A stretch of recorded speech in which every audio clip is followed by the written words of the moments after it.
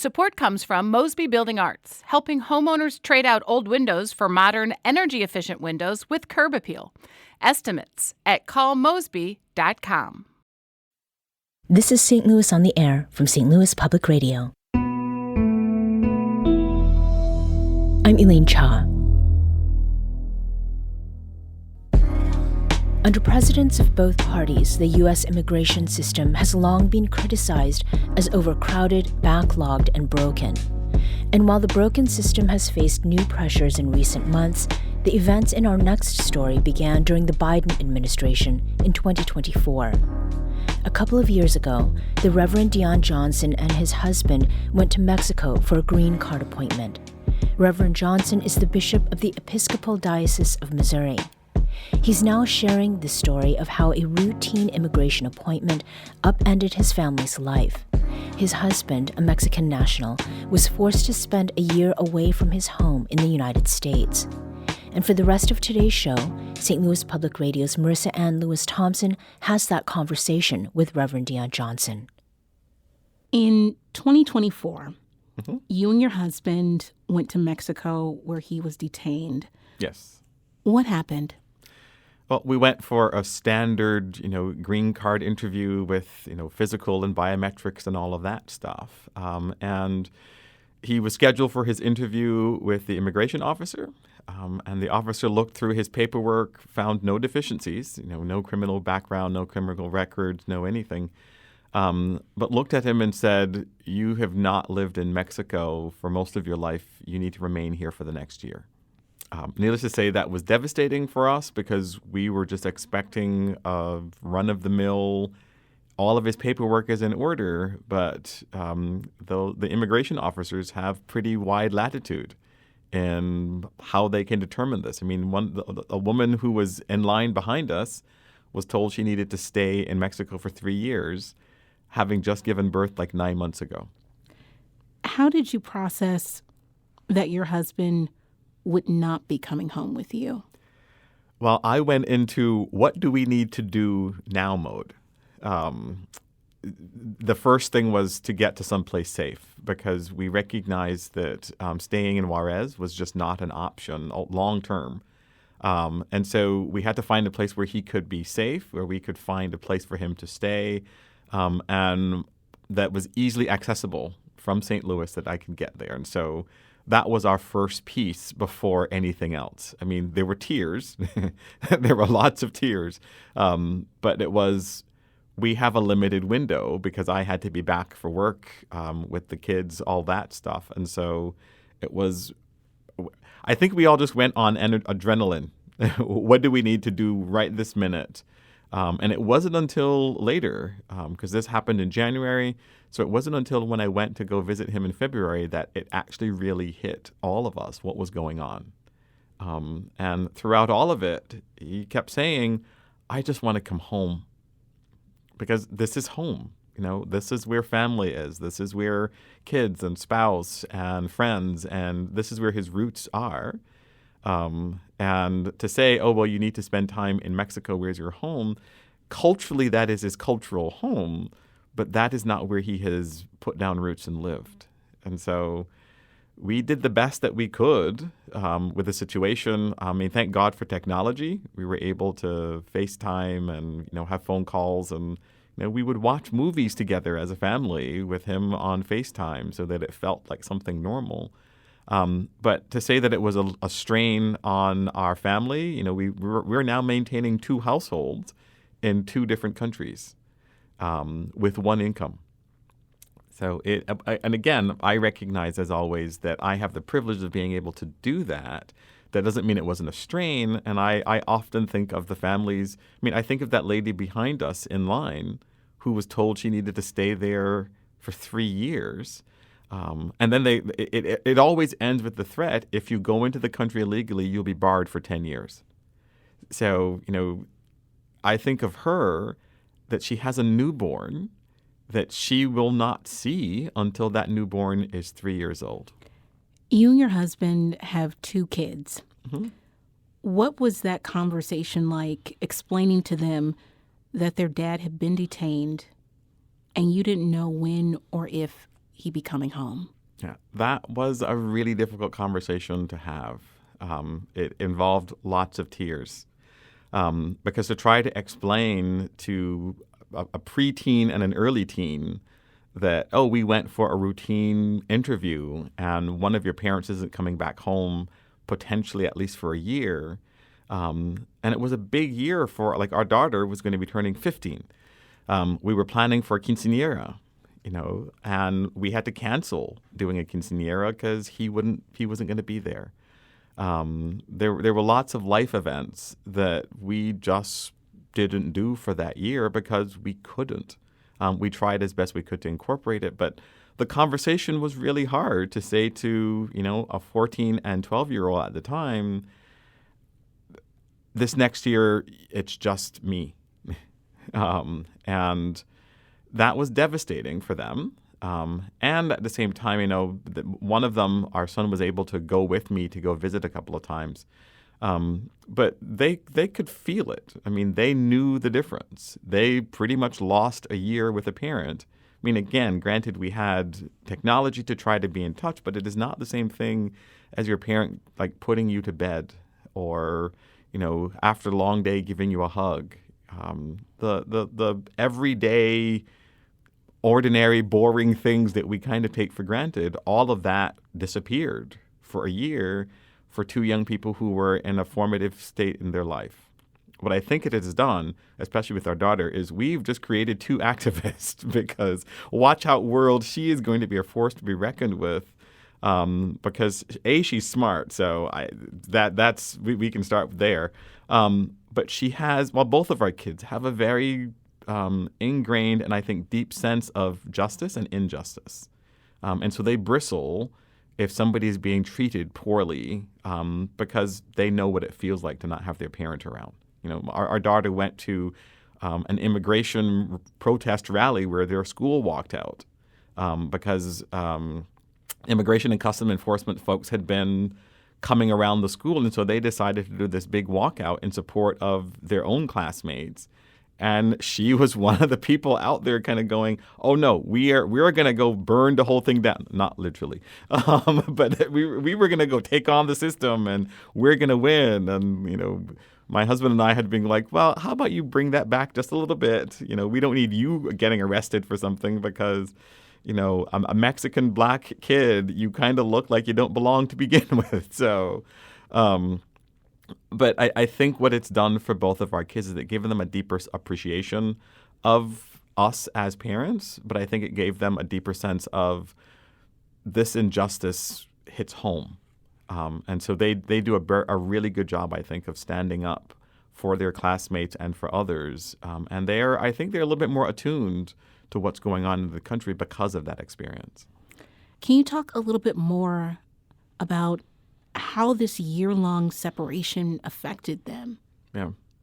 Well, I mean, at first I think we had to deal a little bit with dropping in grades because both of them had a bit of a drop in grades because, again, we were accustomed to a pattern of, okay, this is when you get a phone call. This is when, you come home from school and this is what this parent does, et cetera. And so the regular routines were completely gone for a year. My job requires me to do a decent amount of travel outside of the diocese, sometimes outside the country. And so having to navigate, for me, what am I going to do with a kid at school, another one at home? If one of them gets sick, I will say the gift that I was given is I have the most amazing staff and that they allowed me to be a lot more flexible. And same thing with the clergy, that because they knew the situation, I could say, I'm sorry, I can't stay after for the hour-long conversation. I need to get home so that I can be with my family. But I think, initially it was a drop in grades. And we saw some behaviors which we shared with the schools that, this is what's going on in their life and whatnot. There was a little bit of acting out early on, at least from our son. And some of that died down or stopped completely when we were all back together underneath the same roof. So, they internalized this. This was not something, This wasn't something that was like theoretical for them. They were living it, and they showed that they were living it. So as all of this is happening in your personal life, you're also having to navigate this reality as the bishop of the Episcopal Diocese of Missouri, where there are many people in the churches across the diocese experiencing the same thing. Yeah. How did this shape how the diocese is working to protect those who are the most vulnerable right now? Well, it made it a lot more real, I think, for quite a few folks across the diocese. I didn't share all the details with the entire diocese. Because I didn't want it to be about, I still had to do my job. I had to live out my calling. I didn't want me to go visit a congregation and it turned out to be about me. What I did is we shared it with the clergy to ask them for their prayers, for their support. And I asked them not to put it in, the bulletins or on the website or anything like that, because, again, we just did not know what could come out of something very public like that. But it did mean that I had to speak out a little bit more about immigration and what that all meant.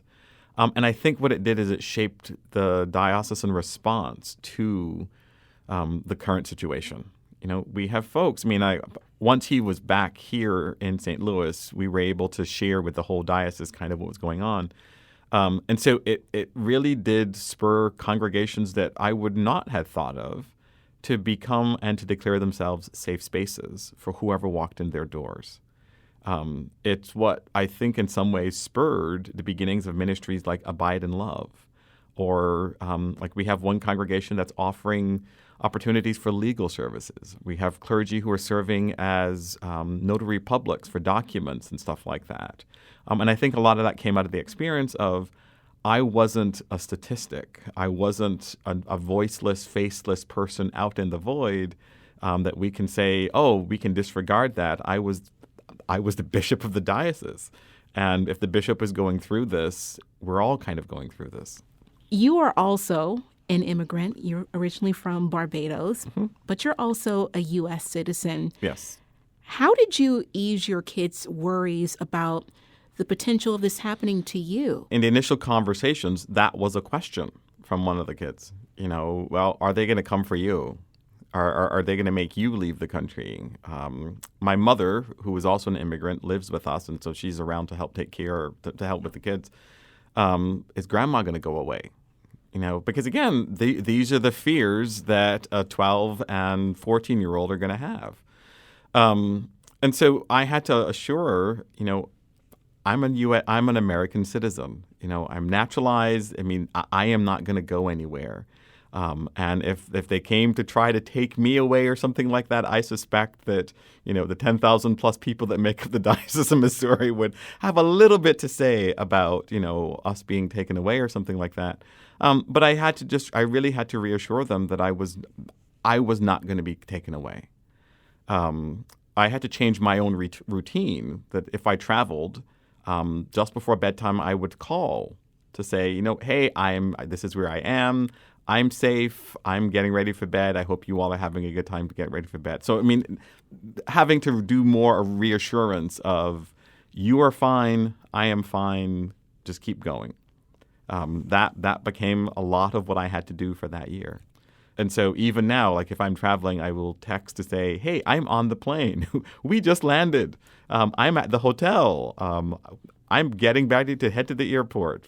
I'll see you in 2 hours. That's just now standard for what we do because I think it brings everybody's anxiety down. That, all of that shifts a dynamic of a family. We live with that shadow constantly. And there are other families out there where that shadow is a lot more prominent. But we have it in the back of our minds, something could shift at any moment. I dread sometimes my phone ringing because I'm like, okay, is this somebody calling me to tell me that my husband has been picked up and detained or something? Because, again, this is the world we now live in, where people with green cards are being picked up and detained, where U.S. citizens are being picked up and detained. And it feels sometimes like nothing and nowhere is safe.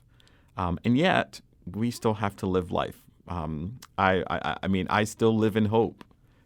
We do the things that keep us grounded where we are, and I think we have a better appreciation of what we have and where we are, because it does feel as though, this could go at any moment, so let's enjoy the moment. One of our rituals since my husband had been back, we've been doing this off and on before, but now we do it practically every evening we're home. We will sit out back in the backyard, no matter what the temperature, just to be together and have a wind down and just relax at the end of the day. Did this moment shake your faith? No, not really. If anything, it deepened it. So I'll tell you a story. I tend to do that, so apologies.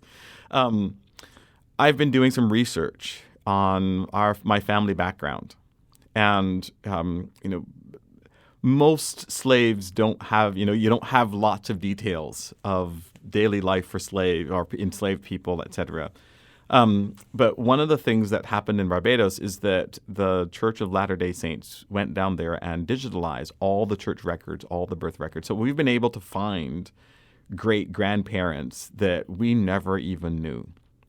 And so one of them, I've told this story a couple of times, one of them is a lady named Eliza. And like any other enslaved person, she should have been forgotten by history. Except when one of her children went to be baptized, and there's some detailing here that's important, only her name is listed on the baptism. The father is not listed.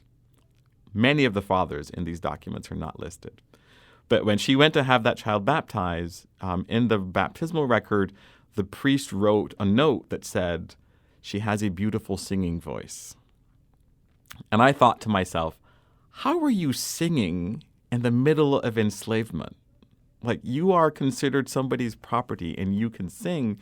And for me, that singing of hers was a defiant hope. It's even in the midst of all of this. I think of, she could not have dreamed of one of her descendants being the Bishop of Missouri. And yet here I am. She couldn't dream of that future, but she knew that future was coming at some point. And my grandmother, her great-great-great-great-great-granddaughter would often say, I may not know what the future holds, but I know who holds the future. And for me, that's what deepens my faith. Yes, this is terrible. Yes, people are going through all kinds of stuff, and fear is a constant liar. And yet, we've seen this story before. There's always been a Pharaoh. There's always been a Pilate. There's always been those who have been more in love with power than in love with love. And we know how that story ends. And so for me, I think I've come out of this experience of having that year and even this time of fear to recognize resurrection is going to find us. We're going to practice resurrection.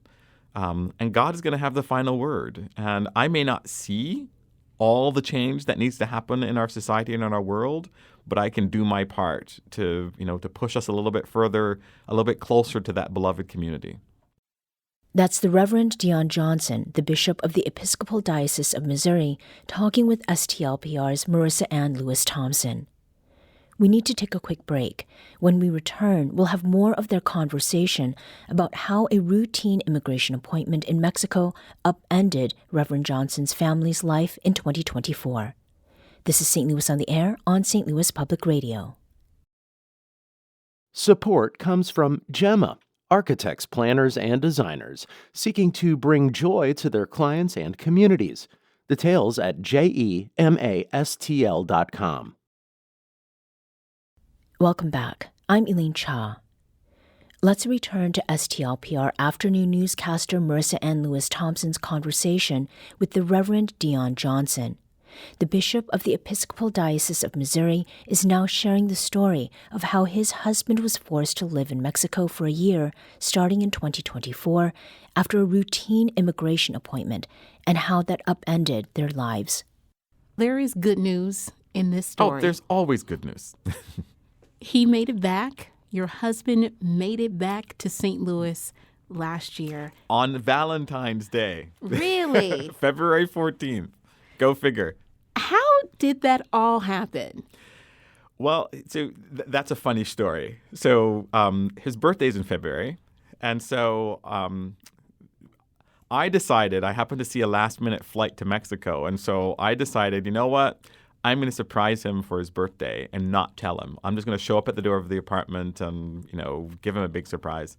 And so I made all the arrangements, booked the plane ticket. We did our usual morning call and check in. And I said, well, I'm going to be really busy today, so I'm not going to get a chance to call you throughout the day. I mean, I'll talk to you later in the evening when I get back. And, that was the plan.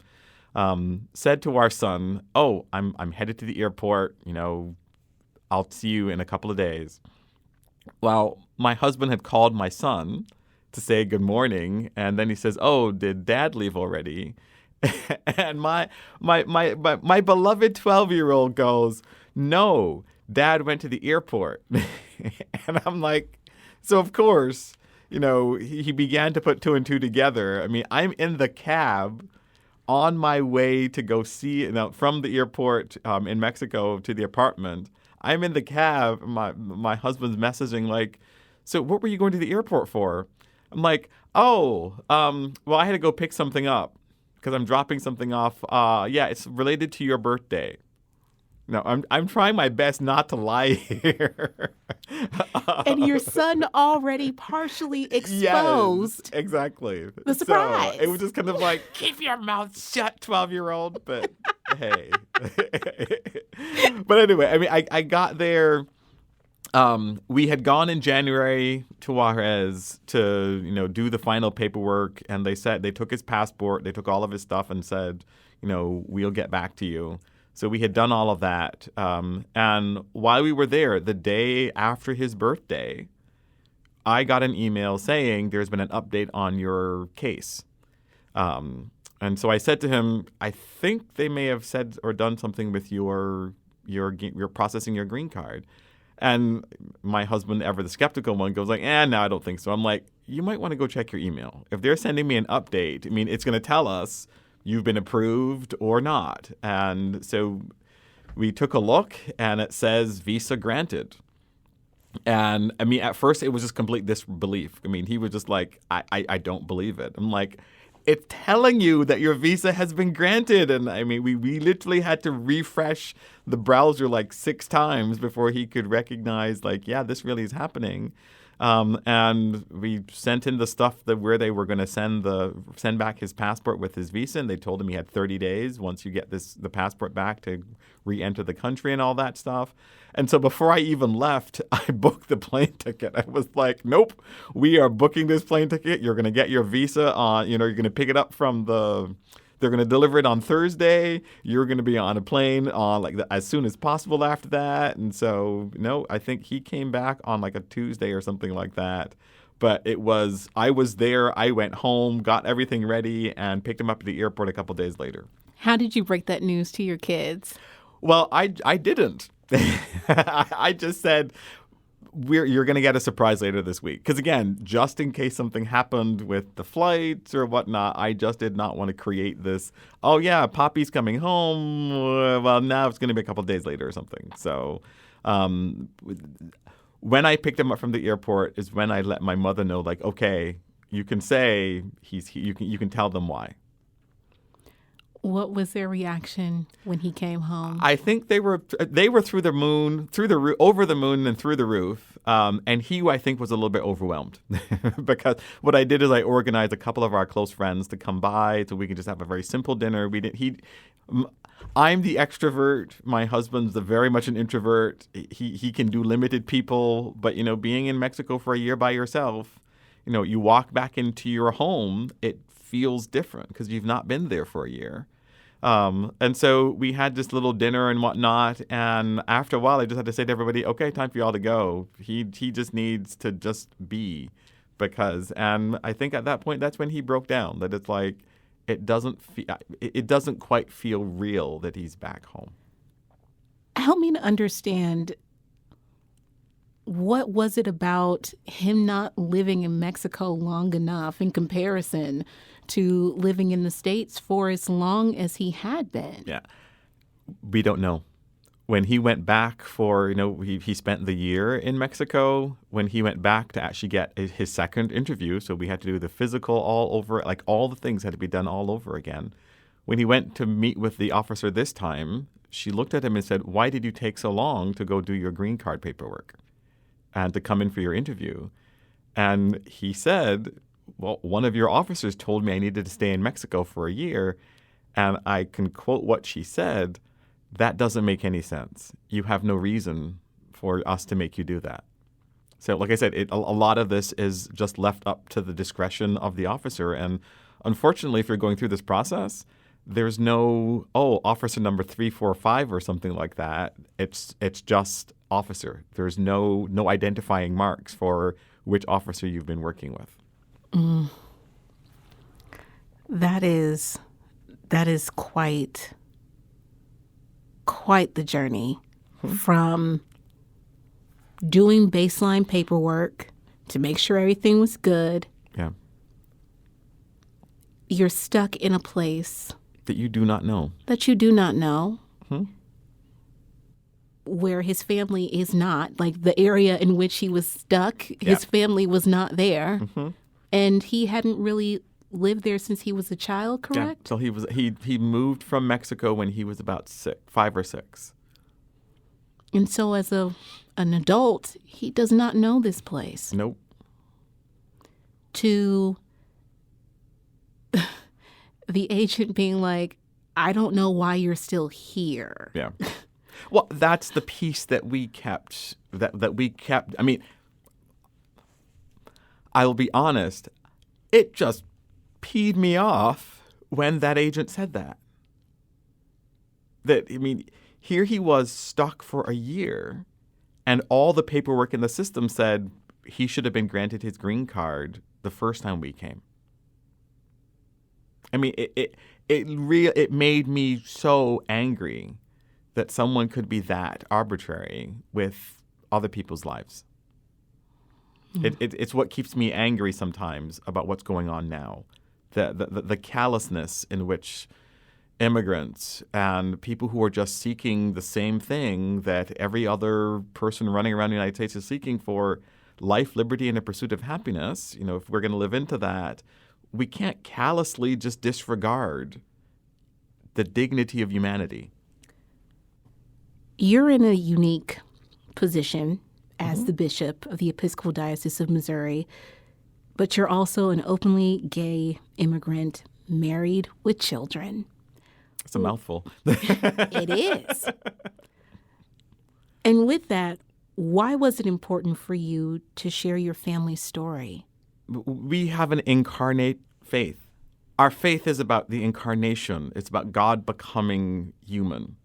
And many times I think what happens is that we can caricature, this is what a gay person is supposed to look like, or this is what an immigrant is supposed to look like. And so to be incarnate, to be bodily present, to show up. My grandmother had this wonderful line that to be successful in life, you do 3 things: get up, dress up, and show up. And sometimes just showing up is enough to change the narrative. I can tell you stories of congregations that me being called to be their bishop was going to be a challenge, until I actually showed up and they recognized, he loves Jesus just as much as we do. He cares for us as much as we care for each other. He's invested in us. And so, I have had conversations. I had someone who came up to me and said, "I voted for this current administration, and I want to understand your story as an immigrant." By the time we were done sharing our conversation, they said to me, "I really wish I had talked to you before. I would not have voted the way that I did."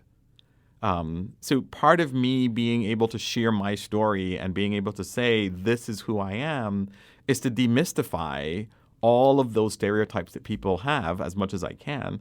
But also to remind people that, when you hear the word immigrant, we're not just talking about some nameless, faceless group of people. When you hear a gay person, you're not talking about some nameless, faceless. You're talking about actual people who have lives, who deserve the same dignity, the same aspirations that you have, we are all desiring that same thing. I mean, I said to one of my friends the other day, most people are going to realize that gay couples are just as boring as any other straight couple. You know, we do the same things. But for me, being present, showing up in the spaces that I'm not supposed to show up in, that's been really important, because I want people to actually see I'm not a statistic. I'm not a caricature. I'm actually a real person who is trying to do the best that I can to, love my family, love myself, and to follow this Jesus. That's Deon Johnson, Bishop of the Episcopal Diocese of Missouri, talking with STLPR's Marissanne Lewis-Thompson about how his husband's routine immigration appointment in Mexico in 2024 upended their family's life for a year.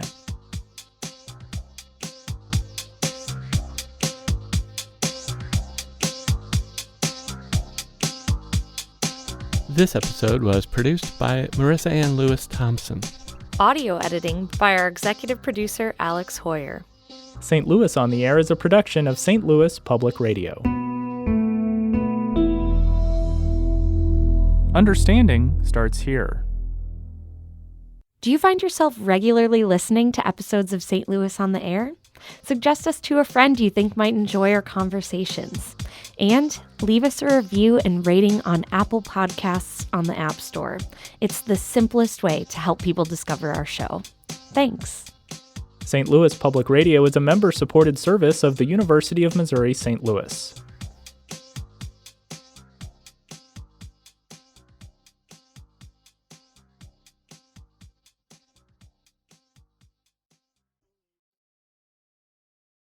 Hi, I'm Laura Hamden, and my colleague Jessica Rogan and I are your daily hosts of the Gateway newsletter. We meet with the editors in the STLPR newsroom every weekday to bring you the top local stories of the day in a quick and easy 6-minute read by 6 a.m. In an age of overwhelm, it's a refreshing, thoughtful take on the news day, if we do say so ourselves.